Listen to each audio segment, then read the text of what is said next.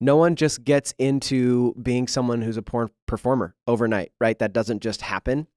So can you tell us the story and how did you get into the porn star lifestyle? And then maybe to give us a glimpse of how you got out of it. Yeah, so that's quite a story, but Yeah. so I moved out to Hollywood when I was 21. I went to school for theater and I was pursuing acting. I was doing modeling. I started modeling when I was around 13 years old. But at 12 years old, I was exposed to pornography for the first time at my cousin's house. There was a magazine. We all saw it. Didn't really know how to process that, maybe feel awkward, and then led to a curiosity that that stayed with me for a long time. I was very promiscuous in high school and in college, and I ended up dropping out of college like after the second semester, the end of my second semester. I'm sorry, the end of my sophomore year, the second semester of my sophomore year, and then moving out to Hollywood. I thought this is what I want to do. I'm having some success, and if I put myself in closer proximity to that industry, it would be advantageous for me. So I did that and landed an agent, started working. But like many people out there, work sporadic, not managing my money well, living far beyond my means.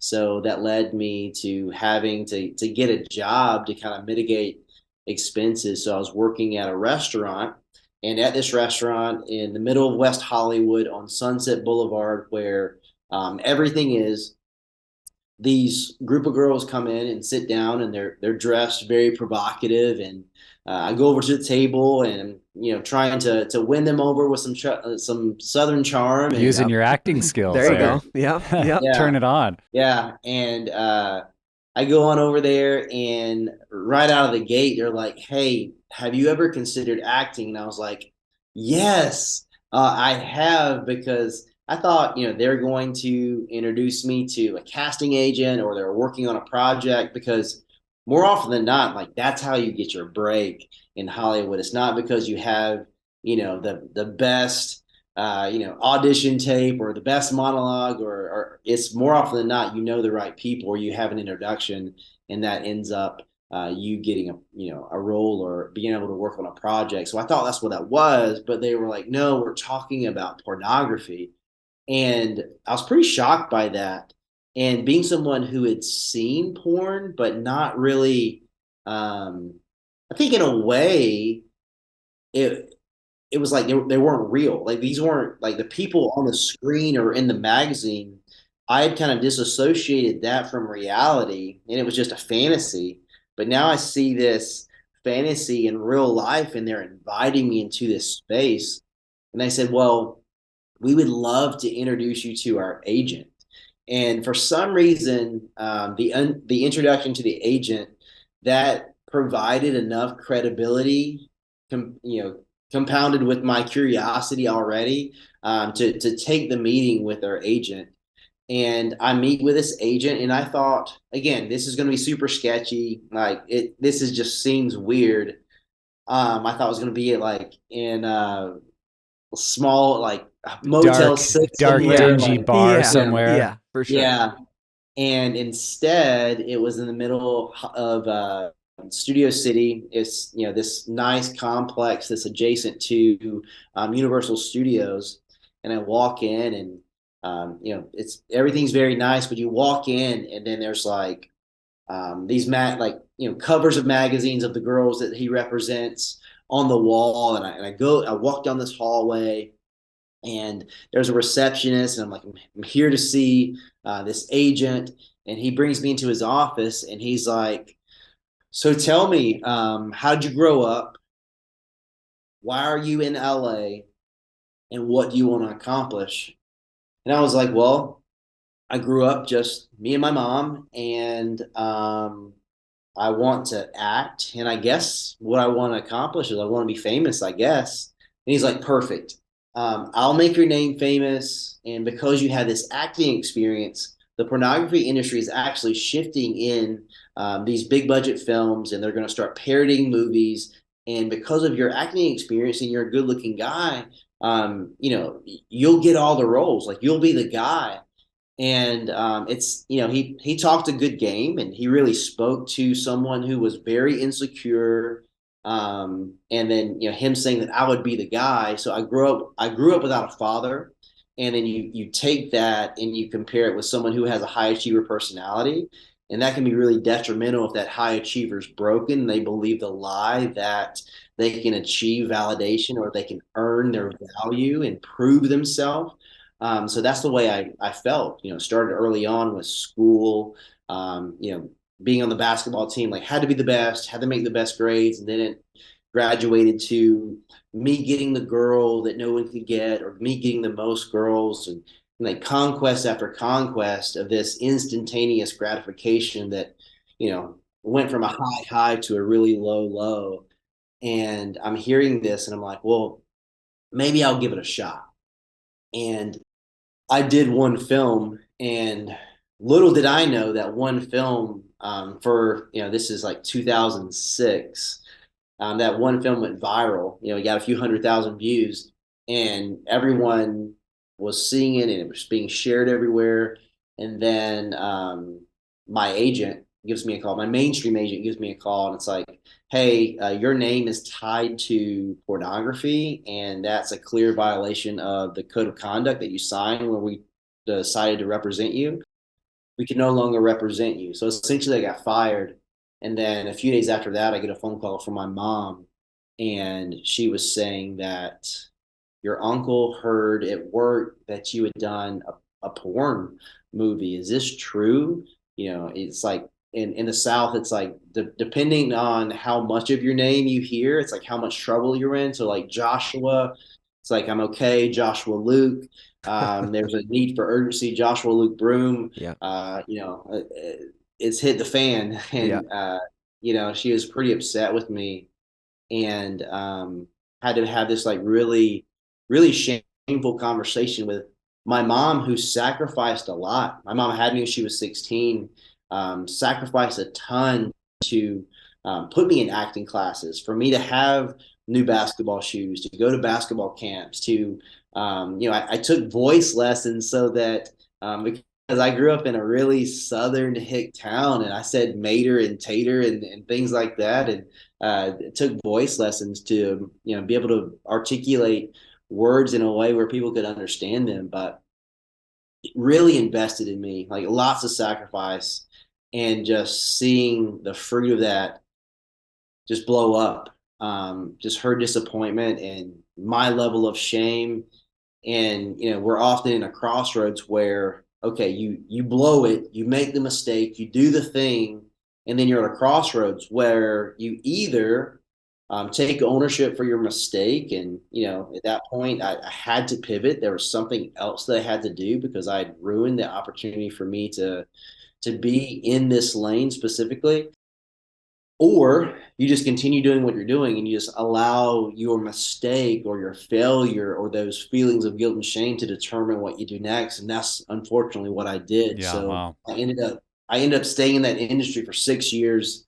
I did over 1,000 films, and even in that industry, that broken version of my achiever self, I believe the lie that, well, if I eclipse $1 million, I'll feel good about myself. That'll validate me. I did it. It didn't work. If I surf on all these different beaches, then I'll feel good about myself, because traveling is something that I wanted to do, and I thought if I traveled to these places, it would make me feel good about myself. I did it. It didn't work. And then I won a ton of awards in the industry, but the thing that eluded me was Performer of the Year, which is the highest award that a guy can win in that industry. And I got nominated for it 3 years in a row, and then finally in 2012 I won it. And when I won it, it quickly went from the highest of highs to the lowest of lows, because the award didn't fill the gap in my heart that I thought it would. And when that didn't work, I went from pretty depressed, pretty defeated, to very depressed and suicidal. And I made a plan to take my life. And for some reason, I thought it was necessary that I deposit one last check before I go to my, where I was living and take my life. And I go into this bank, and always when I would deposit a check, I would go to the Dropbox or ATM because the memo on the check, it said what the check was for. It had a grotesque title of whatever the movie was. And I was ashamed. I didn't want to look someone in the eye and hand them the check. It's like, yep, I'm, a prostitute. I'm, a porn guy. So I would avoid that by in any way I could. But on this day, I didn't care, and I went through the line, slid the check across the counter. Um, she asked me, do you have your account number, all that jazz? Didn't swipe my card. Pretty basic transaction, and then as she hands me my receipt, she looks me in the eye really intently and says, "Joshua, are you okay? Wow. Joshua, is there anything I can do for you?" And what she didn't know was that I had pushed everyone in my life away. I had stopped talking to my mom. I stopped talking to my brother. I had some fraternity brothers from my short time in college that I was really close to. Pretty much anyone in my life I had pushed away because people who love you hold you accountable. And the people who love me said, "Joshua, I love you, but you could be doing so much more with your life. You're so gifted. There's so many other things that you could be doing with your life. Why are you doing this?" So when you hear that, again, you're at the crossroads. Either you listen to the people who love you and make a change, or you push those people away. And I pushed those people away. So when she said my name, it had been over a year since I had heard my name because my pseudonym had become my identity. Yeah, wow. Mm-hmm. You go by a stage name in that industry, and I allowed it to be the case. But my barber, the people at the gym that I attended, everyone on set, obviously the actors and actresses, and the directors and camera and crew, everyone called me by my stage name, and I removed everyone that really knew me. And I was just living in this plausible reality created by guilt and shame. And that's who I believe myself to be. And then when she spoke my name, it just like shattered everything that I thought I knew. And I felt the pain that I'd become numb to. And I just felt very specifically just a yearning to talk to my mom. So I call her, and I thought she was going to chew me out, but she didn't. She said, "I love you. You're better than this. Just come home." So I did. I called my agent. I called, my PR person. I called everyone, and I said, "I quit. I quit. I quit. I'm out of here. Send me an invoice." Because I was breaking contracts and stuff like that. I was like, I'm out. And I ran for my life. So instead of taking my life, I ran for my life. And that's how I got out of the industry.